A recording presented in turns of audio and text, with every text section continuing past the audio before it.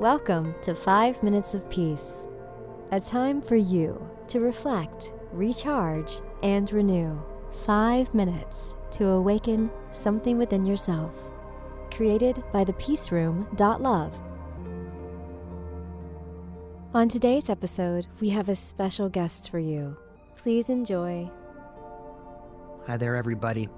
My name is Will, the author of a book called Which Way is North, a creative compass for makers, marketers, and mystics. In this book, as we look at our relationship with our digital lives, the myth of Robert Johnson is one that I think is especially poignant for us all to reflect on as individuals and as a collective. And I'd like to read an excerpt from my book entitled Robert Johnson's Hands. Robert Johnson knew there was a lot he could do with his hands. His story was written by the choices he made with them. He was a musician. The energy with which his hands shook the strings of his guitar created more than music. He launched a genre that shaped a culture that shook the rest of the world for generations. Delta blues. Robert Johnson's story is one of the foundational myths of rock and roll. He's the man in the myth young players like me grew up with a dream of chasing. It was the early 1930s in the sweltering summer heat of Mississippi when Robert Johnson's hands chose the Kalamazoo KG-14 steel string guitar to carry him out of the life of a sharecropper and into the life of a bluesman. Robert Johnson's hands thumbed a car to Texas and turned a handle on a San Antonio hotel room door that had a hot microphone and a makeshift recording studio waiting inside. His hands tuned up that guitar and played it with sounds nobody had quite heard before, at least the way he did it. He had turned away to face the corner of the room so nobody could see how those hands could play so well. You see, Robert Johnson's hands, they say, shook on a deal with the devil.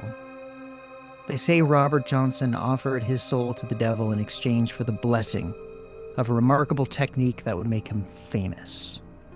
So when Robert Johnson's hands hit those strings, the sounds they released pressed shapes onto a wax disc turning slowly on the other side of the room. That wax disc got pressed into copies that set the music industry ablaze. Robert Johnson became famous that day, but he never got to see it. He left that room after leaving his sounds and left this world only a few years later. They say Robert Johnson's hands chose to grab the bottle of whiskey that held the poison that killed him when the devil's bill finally came. The man died. The soul remained. The message of the myth is simple and clear. Be careful what you give and who you give it to. At its roots, Robert Johnson's story is about a quiet kid who wanted more than anything to be heard.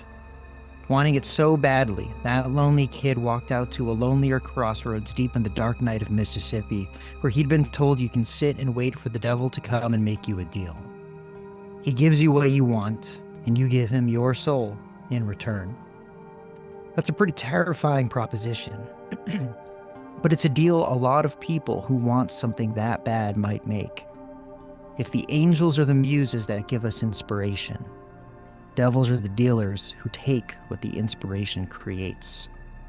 Profundity, profanity, profit. It's a dance every maker, marketer, mystic, every human who wants to make a mark in the world knows in their own way. Nobody really knows Robert's true story, but it's said that after disappearing for a few months, the kid came back and had talent in his hands nobody could explain. He started running the roads between juke joints where people got to dancing, building up a larger-than-life reputation. There are a lot of theories, but the only thing we really know for a fact is that a young man named Robert Johnson showed up in the year 1936 to room 414 in San Antonio's Gunter Hotel and put 29 songs on wax when the record button was pressed. He was the maker in the room, channeling something mystic. The marketers were on the other side of the mic, knowing they were capturing a big soul on wax they could take and sell to the world. The rhythm and blues with which Robert Johnson played those songs became the bedrock of rock and roll, a sound that for the next century swept across the planet, being re-recorded and sold in the tens of millions by artists whose own mountain as fame rests upon Robert Johnson's grave. The groove in Robert Johnson's hands became the swing in Elvis's hips, and the stomp in Muddy Waters' shoes. His fire fueled the bravado of Led Zeppelin's and the Rolling Stones' furious performances that set stadiums ablaze with ecstatic screams and awakened a global culture spirit. Robert Johnson's soul on wax became the blueprint for a star. The pop star, a loud archetype of the modern experience, has produced scores of artists who have released covers of Robert Johnson's songs on their roads to becoming famous. Bob Dylan has credited Robert Johnson's music for changing his life and inspiring his own iconic songwriting style. These are waves upon waves of creativity that originate from those mysterious movements of Robert Johnson's hands across those Kalamazoo guitar strings. The very rhythm of them, the frequency of sound, and even the slightest creative choices he made set the course of the waves that shaped the sound for a century of popular music and culture. Devil be real or devil be fake, Robert Johnson gave his soul to culture. When he died at the age of 27, he had little else to his name than the imprints he made on that wax. He'd left it all behind him, and so there is a mystery shrouding the truth of his life. The human is gone, but the legend, the shadow, the avatar took his place. Had he lived just a few more weeks, he'd have played Carnegie Hall. Instead, a lone phonograph took center stage, and the sounds of the marks he'd made on that record washed over an audience of affluent cultural elites. They erupted in applause. Whoever the man really was, he died again that day as the myth of his soul was born. Nobody really knows him by how he lived, as much as by the icon he became after he gave it all away. He was the first of what became known as the 27 Club, astoundingly talented artists who've lost their lives at that tragically young age, and so whose humanity is forgotten, but the icons they imprinted onto culture remain.